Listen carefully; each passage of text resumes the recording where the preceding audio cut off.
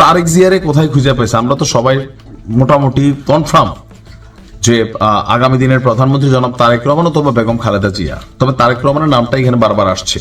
স্বপ্ন দেখতে নেইকমানা, বাট কিছু কিছু স্বপ্নের মধ্যে জনতার মধ্যে বিভ্রান্তি তৈরি হয় যে আসলে পেছনে পেছনে কি কোনো চলছে নাকি সেট আপ টেট আপ, যেরকম আমরা টাকা পয়সা অনেকে নাকি কামাইছে এপিএস এর নামে 200-300 কোটি।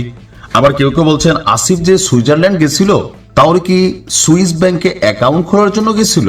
আসিফ যখন ক্ষমতায় আসার পর সুইজারল্যান্ড ভ্রমণ করছিল, সেই বিষয়গুলো নিয়ে এখন নানান প্রশ্ন উঠছে। কারণ কেউ কেউ বলছেন সুইস ব্যাংকে অ্যাকাউন্ট করতে নাকি সরাসরি যাওয়া লাগে। আবার জনাব তারেক, যে গণ অধিকার পরিষদের সাবেক নেতা, সেই প্রশ্ন তুলেছে সুইজারল্যান্ডে আসিফ কেন গিয়েছিল, রাষ্ট্রীয় কোনো সফর ছিল? এখানে এতগুলা কথা কখন আসলো? যখন আমাদের ছাত্র উপদেষ্টারা বা তাদের সতীর্থরা নানান ধরনের মাঠ গরম করা বক্তব্য দিচ্ছেন। ইতিমধ্যে উপদেষ্টা আসিফের পিয়ন না মানে এপিএস সেই 300-400 কোটি টাকার 9-6 করছে এমন বক্তব্য দুদকের ইনভেস্টিগেশনের মাঝখানে কেউ কেউ বলছেন তো আসিফ কত কোটি কামাইছে তাইলে?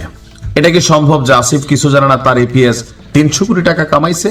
যখন একই কথা শেখ হাসিনা বলছিল তখন জনতা বলছিল শেখ হাসিনার এই পিয়ন যদি 400 কোটি কামায়, শেখ হাসিনা নিশ্চয় 4 লক্ষ কোটি কামাইছে।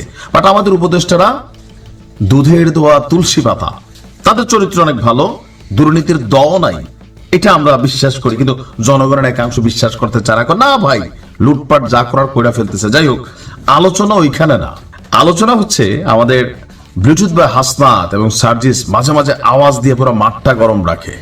ডক্টর মোহাম্মদ ইউনূসকে কি একটা বার্তা টার্তা দেওয়া হচ্ছে? আজকে সার্জিস বলল যে রেড লাইন ক্রস করছে। হাসনাত বিকাল আবার প্রধানমন্ত্রী হিসেবে স্বপ্ন দেখে ফেলছে, তারেক রহমান রেনিয়া দেখছে এক স্বপ্ন। কি স্বপ্ন? কারণ এই স্বপ্নটার দুইটা ব্যাখ্যা আছে। সাবেক উপদেষ্টা এবং জাতীয় নাগরিক পার্টির আহ্বায়ক মানে এনসিপির যিনি প্রধান আছেন নাহিদ ইসলামকে আগামীর প্রধানমন্ত্রী বলেছেন আপনার এনসিপির ব্লুটুথ বয় হাসনাত আব্দুল্লাহ। এর আগে প্রধান উপদেষ্টার প্রেস সচিব তিনি কিন্তু একবার বলছিলেন, এটা নিয়ে অনেক বিতর্কও ছিল যে কিংস পার্টি হিসাবে চিহ্নিতর জন্য এরকম বক্তব্য ছিল। আজকে হাসনাত তার একটা ছবি পোস্ট করে নাহিদ ইসলামের সাথে তিনি জুড়ে দিয়েছেন যে স্ট্যাটাসটা ছিল আপনার শুভ জন্মদিন বাংলাদেশের আগামীর প্রধানমন্ত্রী নাহিদ ইসলাম, মানে নাহিদের আজকে জন্মদিন ছিল। তো সেই জন্মদিন উপলক্ষে তিনি পোস্ট দিয়েছেন, কিন্তু মেনশন করছে কি আগামীর প্রধানমন্ত্রী। এর মাঝখানে আবার ভাই বিশ্বাস করেন কমেন্টগুলোতে কেউ কেউ লিখছে যে খায়টায় নাকি কি খায় আমি জানি না, কেউ লিখছে হাসনাত কি সবজি খায়। সবজি খাইতে পারে, খারাপ জিনিস কি? আমি নিজেও সবজি খাই, হচ্ছে আমি পুঁই শাক খাই, তারপর ধরেন কুমড়ো শাক খাই, তো সবজি খাইতেই পারে। মানে এটাকে আবার অন্য কোনো ব্যাখ্যা আছে না যে সবজি খায়? হোয়াট? সবজি তো সবাই আমরা খাই, ভিটামিন থাকে ভালো। মানে এখন তো জেনজি বা গেনজি এরা নানানভাবে নানান শব্দ ব্যবহার করে, কোনটার আবার মিনিংস কি জানি না। স্বপ্ন যেটা তিনি দেখছেন আগামীর প্রধানমন্ত্রী, ভাই মানে কেমনে?